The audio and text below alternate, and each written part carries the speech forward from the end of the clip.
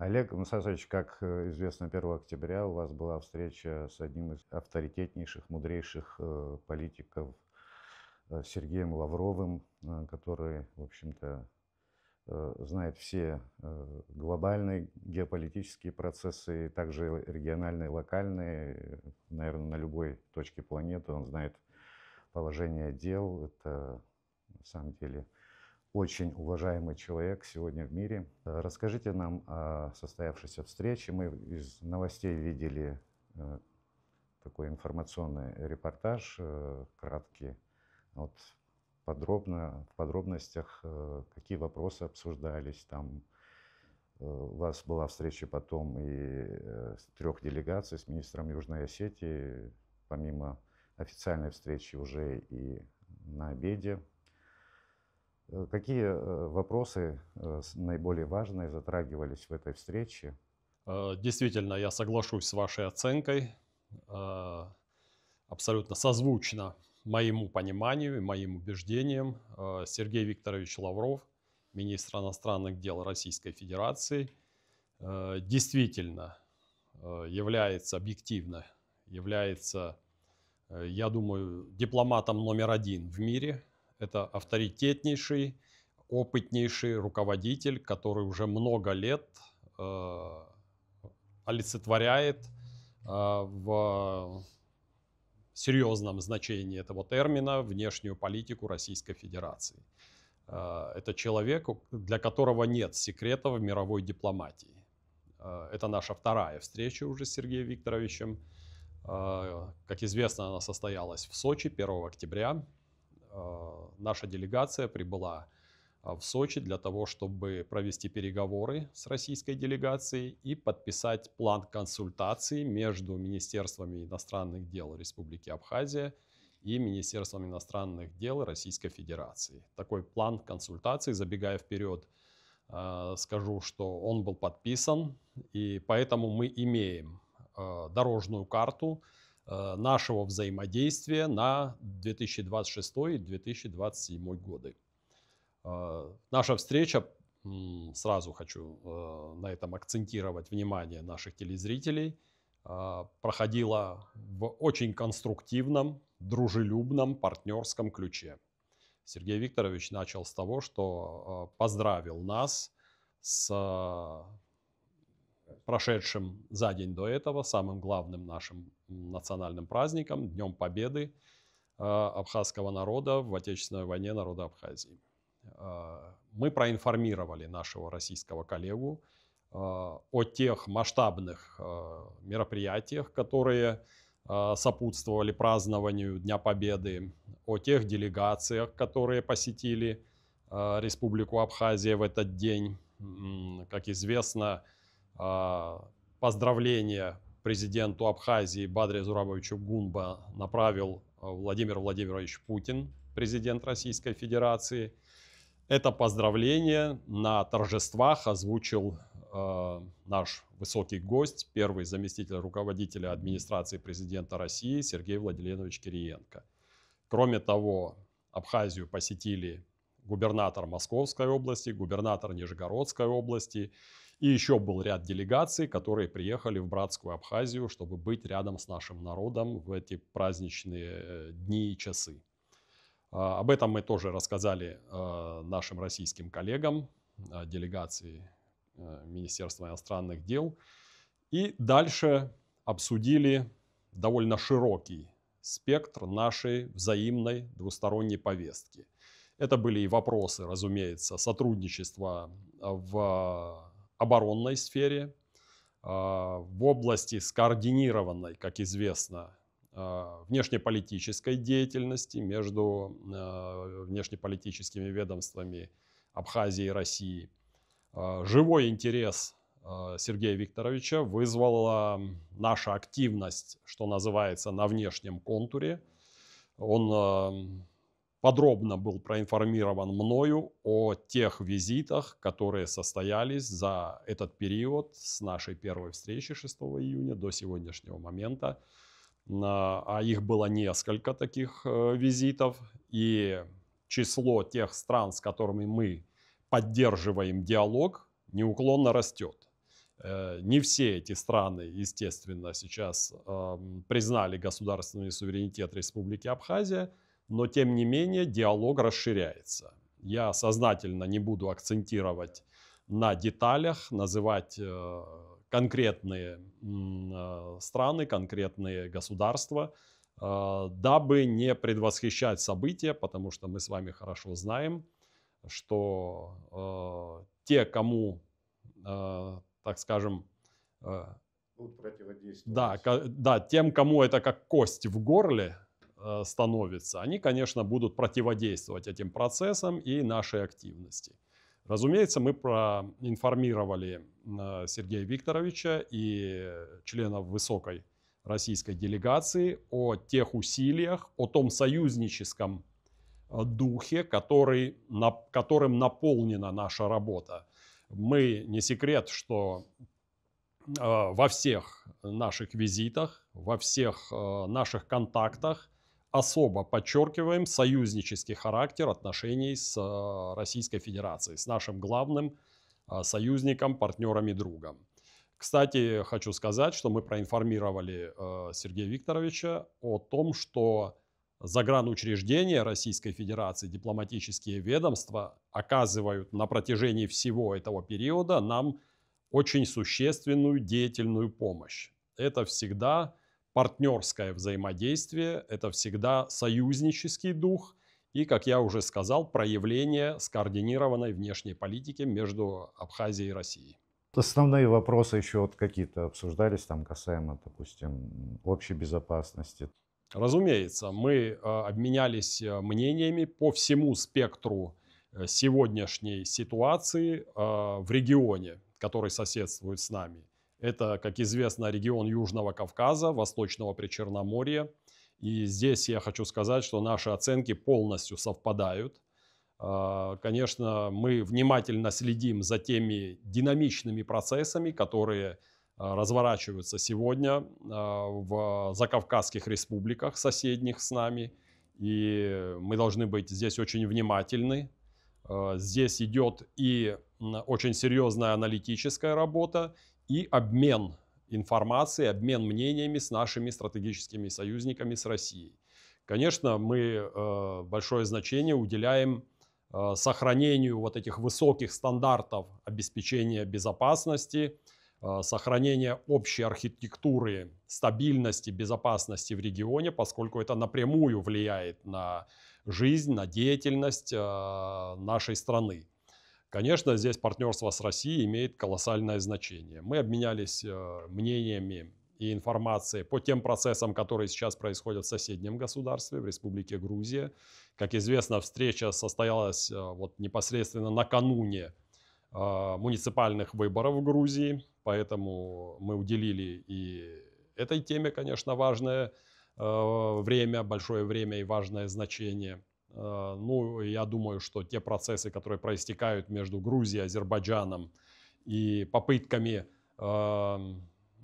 поучаствовать в модерации этих процессов со стороны третьих стран, которые достаточно удалены от нашего региона, они тоже не остались без нашего совместного внимания. И, конечно, обсудили некоторые вопросы двусторонней повестки. В частности, мы поставили вопрос о новом порядке пересечения государственной границы России и Абхазии со стороны несовершеннолетних граждан Российской Федерации. Вступили, как известно, в силу поправки к федеральному закону, который регулирует въезд и выезд граждан Российской Федерации, которые не достигли 14 лет. И поэтому, конечно, мы и этому уделили внимание. Я, если потребуется, могу подробнее об этом рассказать. Конечно, большое внимание было уделено тем динамичным изменениям, которые сегодня происходят между Абхазией и Россией. Тем масштабным проектам, которые осуществляются в Абхазии при помощи Российской Федерации. Как известно, сегодня растет число таких форматов. Это и сотрудничество в области образования, в области медицины, культуры, молодежной политики. Мы с вами, как и все граждане Абхазии, очевидно, наблюдаем вот тот большой перечень форматов, которые сегодня активизируются в нашем глобальном двустороннем сотрудничестве. Ну и, разумеется, мы говорили о том, какова направленность наших действий, что называется, на внешнем контуре. Мы подробно проинформировали министра иностранных дел России о наших визитах в Сирию, о тех переговорах, которые состоялись в ходе 2 уже визитов на самом высоком уровне в Сирии, о том, какие полезные выводы можно извлечь и для наших российских коллег из нашего опыта. И, разумеется, это все вызывало большой интерес. Так же, как и наша активность на латиноамериканском направлении. Мы проинформировали, какую работу мы проводим и в этом очень интересном, важном, очень сложном, динамично меняющемся сегодня регионе. Там тоже появляются дополнительные форматы возможностей, открываются новые окна возможностей. И мы при помощи и содействии наших российских коллег, внешнеполитического ведомства, посольств Российской Федерации в этих странах, мы обязательно собираемся их использовать. Наша сирийская диаспора, я, насколько слышал, тоже оказывает свою помощь в диалоге сирийско-российском. Ну, я в принципе хочу сказать мое глубокое убеждение, и я поделился им с моим российским глубоко уважаемым коллегой о том, что диаспоры, абхазские, адыгские диаспоры в этих странах, вообще в странах Ближнего Востока, в Турецкой Республике, они являются существенным внутриполитическим фактором. Это важный фактор для правительства любой из этих стран, поскольку они там многочисленны, они достаточно сплоченны. И я считаю, что вести среди этих слоев населения той или иной страны просветительскую важную работу о сегодняшнем дне Абхазии, о том, насколько динамично развивается Абхазия, как она укрепляет свою обороноспособность, как она соблюдает стандарты безопасности, как развивается ее инфраструктура. И все это происходит при помощи наших российских союзников и друзей. Это очень важная часть работы. Вот мы, как страна, которая верна своим союзническим обязательствам, которая является страной-другом для великой мировой державы России, мы именно так себя и ведем на внешнем контуре. И там, где возможно и требуется лишний раз подчеркнуть роль и фактор наших союзнических отношений, мы никогда не упускаем такой возможности. Поэтому, конечно, диаспора, в том числе и, допустим, вот в Сирийской Арабской Республике, мы этому фактору уделяем большое значение. Не секрет, что вот на недавней международной Дамасской ярмарке, которая собрала 48 стран-участников, абхазский павильон, абхазская большая экспозиция была самой часто посещаемой. То есть огромное количество людей посетило наше представительство на этой ярмарке, увидели наши возможности, увидели наши достижения, вспомнили наглядно демонстрируемые элементы нашей культуры, нашего быта, нашей истории, а мы это активно пропагандировали. И, разумеется, мы там представляли в том числе и самые амбициозные сегодняшние инфраструктурные проекты, такие как международный аэропорт города Сухум имени Владислава Григорьевича Ардземба, такие как новые порты, создание которого близится к завершению, который будет, с моей точки зрения, обязательно важной составляющей вот в этом логистическом, транзитном, транспортном сотрудничестве. И это также укрепляет нашу роль и делает серьезным наше место вот в этой глобальной кооперации. Поэтому, конечно, здесь роль диаспор важна. Мы хотим, чтобы наши соотечественники за рубежом понимали устремления абхазского государства, руководства Абхазии. Мы их информируем о том, что Абхазия не может чувствовать себя в безопасности и эффективно, динамично развиваться без сотрудничества и стратегического союзничества с нашим главным партнером Россией. И я считаю, что это находит очень такой действенный, серьезный отклик. Люди с большим интересом узнают о том, каков сегодня, вот сегодняшний день страны, которую они считают своей. Поэтому, я думаю, здесь еще и важная просветительская функция присутствует с нашей стороны, и мы не боимся этой работы, охотно берем на себя эту миссию, и также и будем продолжать дальше. Глядя на сегодняшний такой вот быстро меняющийся мир, когда уже вот не работает та система безопасности, которая сложилась после Второй Отечественной войны, и вот если смотреть даже на страны, входящие в НАТО, насколько они сегодня, по-моему, незащищенные. Если смотреть на страны СНГ, некоторые, вот, Азербайджан, Армения и в Грузии вот буквально на днях опять пытаются там сменить власть заинтересованные государства. Все это, конечно, говорит о том, что мир сегодня очень такой, скажем, такой небезопасный, и поэтому наше положение в нем, безусловно, нас беспокоит. И такие вот даже страны, как Казахстан, мы видим, что и на них давят, и на всех. То есть даже Германия, казалось бы, такая великая страна, но там какую дадут команду, он бегом это и выполняет. Ну, так вот, на первый взгляд. Вот каково наше положение в мире, вот насколько мы находимся там в безопасности? Ну, я прежде всего хочу сказать, что во многом согласен с вашими оценками. Разумеется, мы сегодня видим множество примеров перед глазами, когда вот этот глобальный клуб глобалистов диктует свою волю и свою логику действий национальным правительствам западных стран. Не все, к сожалению, правительства западных стран проводят национально ориентированную политику. Это мое глубокое убеждение.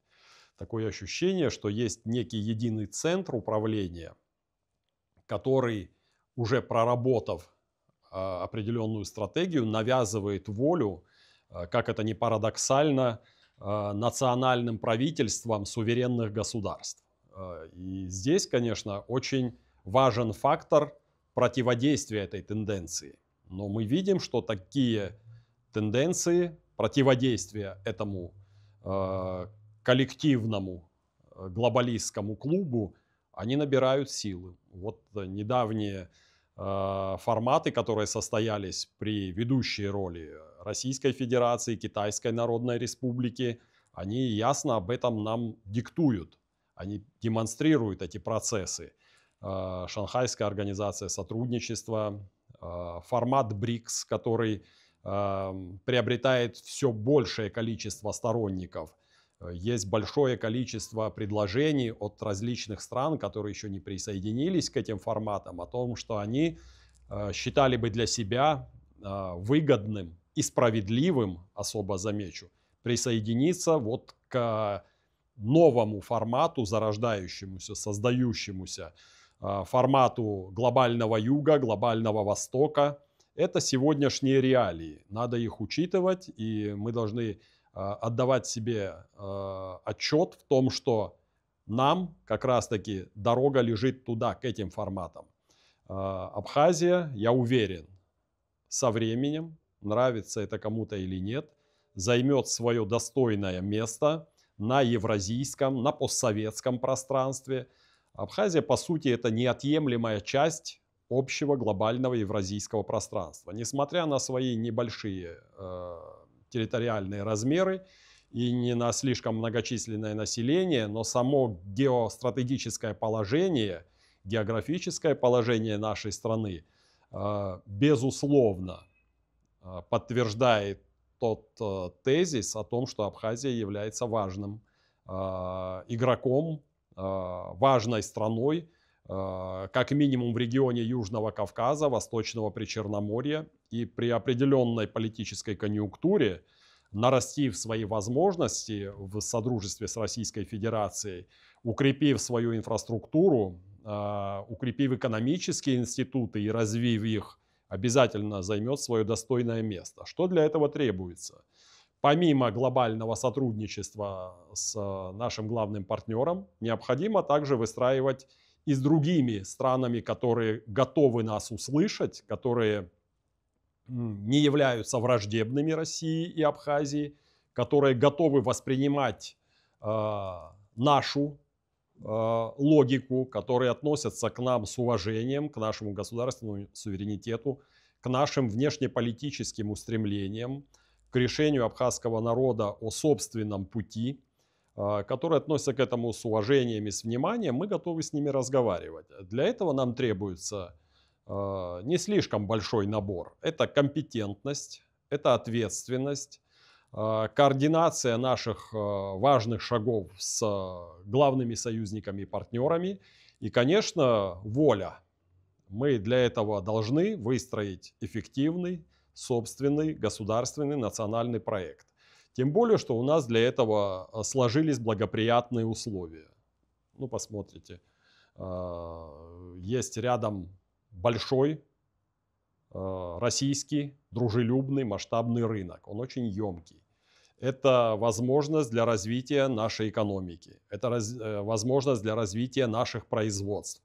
Мы уже оснастили это потенциальное сотрудничество договорно-правовой базой. Например, уже давно подписан между Абхазией и Россией, подписано соглашение о режиме торговли товарами.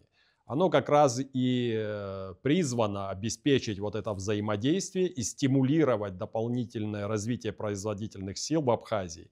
Новое производство, новые проекты экономические с высокой степенью генерации прибыли, новые высокотехнологичные производства, пусть и небольшие на данном этапе. Это то направление, по которому мы должны двигаться.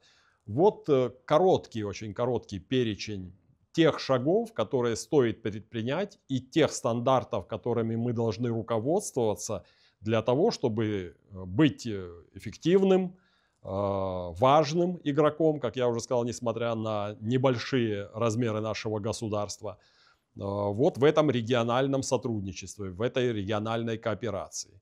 Конечно, я думаю, что те усилия, которые предпринимает руководство Абхазии, которое предпринимает внешнеполитическое ведомство Абхазии, эти усилия дадут свой эффект на внешнеполитической арене, а укрепляющееся сотрудничество с Российской Федерацией, экономические проекты, которыми наполняется это содержание, они, конечно, создадут прочный фундамент, базис для вот подобной деятельности.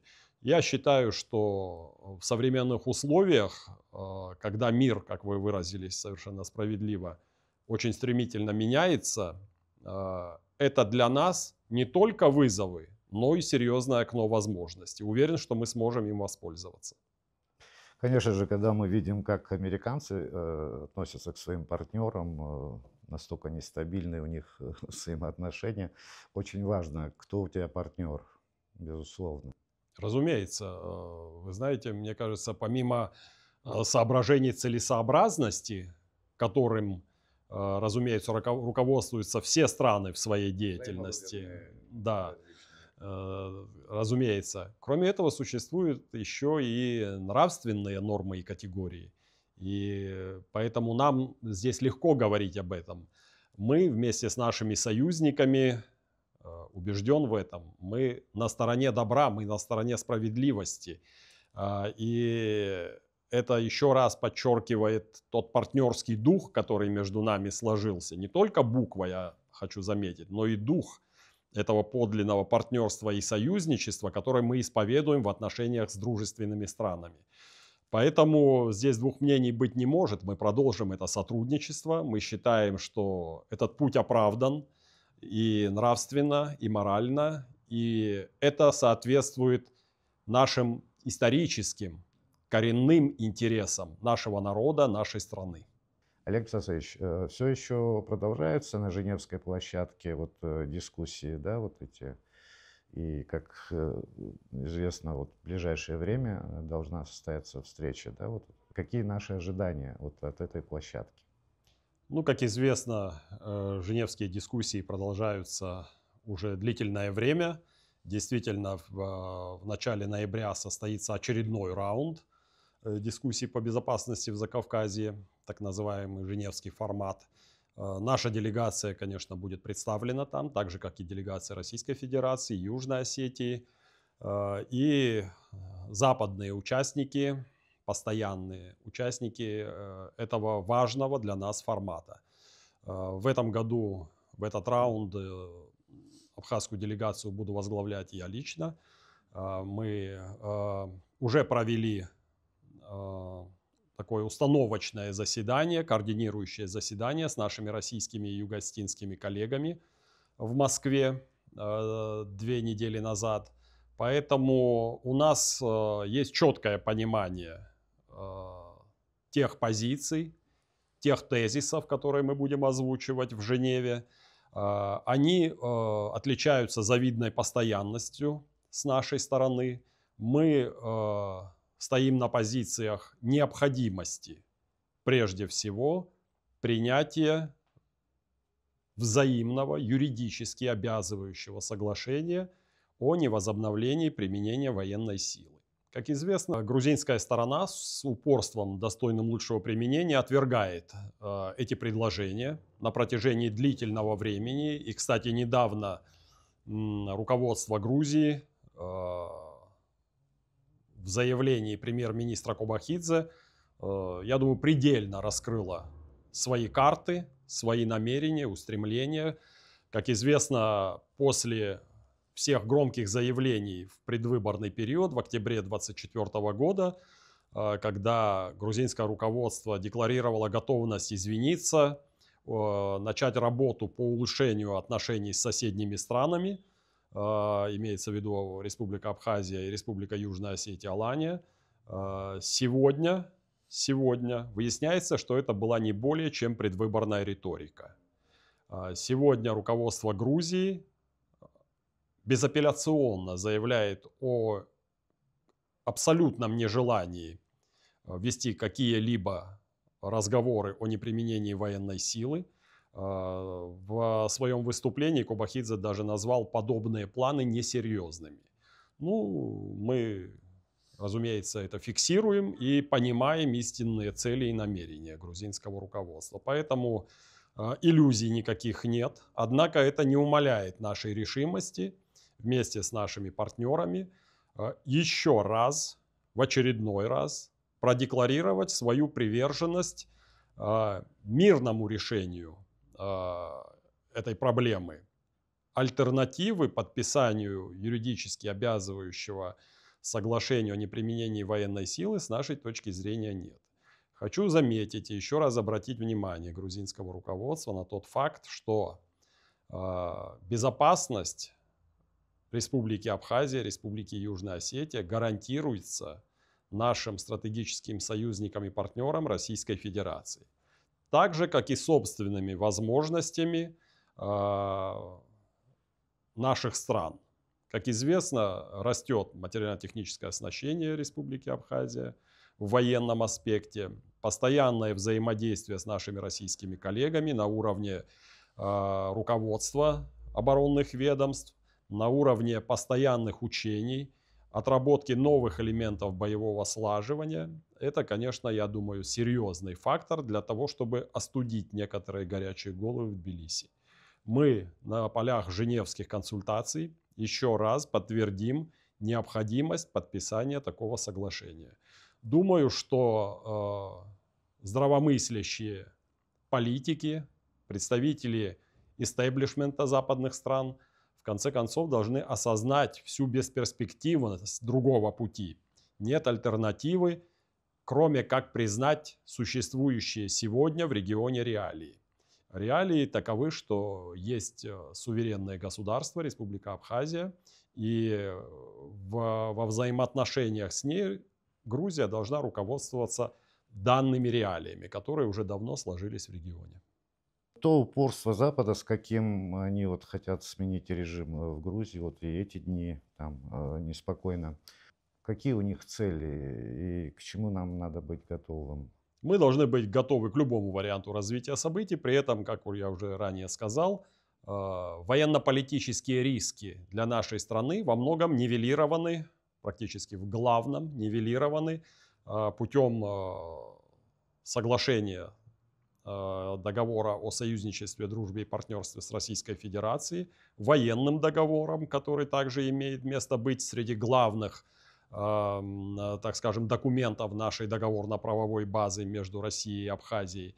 А попытки, о которых вы сказали, со стороны коллективного Запада, они никуда не денутся. Надо быть реалистами и отчетливо осознавать, что единственный вариант, который устроит этот коллективный Запад, это абсолютные вассальные режимы, которые должны функционировать с их точки зрения по указке из Вашингтона и Брюсселя. Мы же помним хорошо тот период, когда в ходе этой ситуации с специальной военной операцией зарубежные, западные страны, западные руководители усиленно давили на правительство Грузии, имея целью прежде всего создать новый очаг напряженности на внешнем контуре, на периметре близком к Российской Федерации, для того, чтобы еще больше осложнить значит, ситуацию в регионе, для того, чтобы отвлечь силы, ресурсы со стороны России и так далее. Им это не удалось, но это не значит, что эти попытки будут прекращены. Еще раз подчеркиваю, что целью западных режиссеров является абсолютная покорность со стороны национальных правительств той или иной страны, в которой они имеют свои интересы. Ну, мы, конечно, видим эти вызовы, и поэтому укрепляем наше сотрудничество с нашим партнером и, конечно, собственные ресурсы, собственные возможности постоянно оттачиваем и доводим их до новых стандартов, до нового уровня. Я думаю, это самая эффективная политика. Ну вот руководство Грузии, видно, что все-таки инстинкт самосохранения у них работает. Вот, ну, в плане вот открывать здесь фронт там очередной для России. А вот как поведут себя руководители, назначенные, ну вот фактически, когда сателлиты, это, конечно, вопрос. Ну, это сложно предугадать. Что касается Грузии, я убежден в том, что в свое время, в 2008 году, была получена очень серьезная прививка от подобных настроений, от этих шапкозакидательских планов, потому что я думаю, что и истеблишмент этой страны, и общество увидели, насколько разрушительные последствия могут иметь авантюрные планы руководителей. Думаю, что все-таки здравый смысл возобладает, и мы продолжим все-таки попытки решить дипломатическим путем существующие между нами проблемы. Курс Абхазии предопределен, выбран давно, он установлен нашим народом.